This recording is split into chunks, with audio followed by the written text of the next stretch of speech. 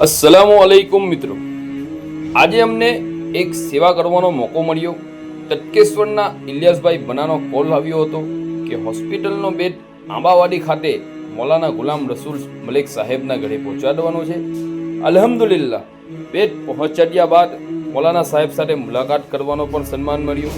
બાળપણના એ દિવસો યાદ આવી ગયા જ્યારે અસરની નમાઝ બાદ જુમ્મા મસ્જિદ પાસે મૌલી રજબના ઘર બહાર મૌલાના ગુલામ રસૂલ મલિક સાહેબનું બેસવાનું થતું અને મૌલાના સાહેબ પાસેથી દીની વાતો સાંભળવાનો લાભ મળતો। મૌલાના ગુલામ રસૂલ મલિક સાહેબે તટકેશ્વર મદ્રેસા ફલાએ દારેન સતત 52 વર્ષ સુધી હાફિઝ ક્લાસમાં દીની તાલીમ આપી છે। આજે પણ તેમની સેવાઓ લોકો ખૂબ આદર કરે છે, સન્માનથી યાદ કરે છે। હાલ મૌલાના સાહેબની ઉંમર 88 વર્ષ છે।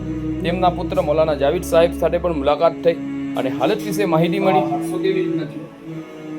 આપણે આ જમવાના દિવસે ઘેર રોજના મામૂલના પ્રમાણે આપણે રોજ ચા પીએ, બરાબર। તે ચા પીએ રોજ તે ચાનું કપ ઘેરમાં નીચે જ મૂકી દે। પણ જમવાને એવું થયું કે ત્યારે હવે નમાઝનો ટાઈમ થાય અસરનો, તો નમાઝના માટે ઓછું કરવા ઊભો જ થવાનું છું, તો હું તે કપ એટલે ચાલતા ફરતા બરાબર હા કમ્પ્લીટ તો ઘરમાં કમ્પ્લેટ જ હોતા, બરાબર। બધી હાજત પોતાની જાતે જ કરતા હતા। બરાબર। આ જમવાને એવું થયું કે ચા પાણી કરી હવે અસરનો નમાઝનો ટાઈમ થાય તો ટાઈમ તે વજૂના માટે કે ચાલ હવે ઊભો જ થઈ રહ્યો છું, તો હું કપ બી ઘેરમાં આપી દઉં। તો કપ લઈને ઊભા થયા, તો જેવી રીતે કપ લઈને ઊભા થયા તો ત્યાં બેસી પડ્યા। બરાબર। તો તે પછી ટ્રીટમેન્ટ આપણે શિફામાં જઈને કરાવી છે। શિફામાં જઈને આપણે ટ્રીટમેન્ટ કરાવી, ત્યાંથી પછી આપણે એક્સરે બધું કરાવ્યું। ડૉક્ટરે એવું કીધું કે અહીંયા ઓપરેશન તો થઈ જાય પણ સક્સેસ નહીં।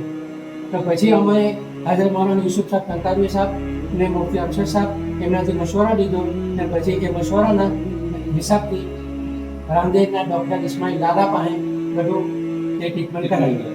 ચાલો મિત્રો, આપણે સૌ મળીને અલ્લાહ તાલા દુઆ કરીએ કે અલ્લાહ મૌલાના ગુલામ રસૂલ મલિક સાહેબ શિફાએ કામિલા અતા કરે, લાંબી ઉંમર સાથે સારી તંદુરસ્તી અને તેમની દીની સેવાઓને અજરે અઝીમ અતા ફરમાવે। આમીન યા રબ્બુલ આલમીન।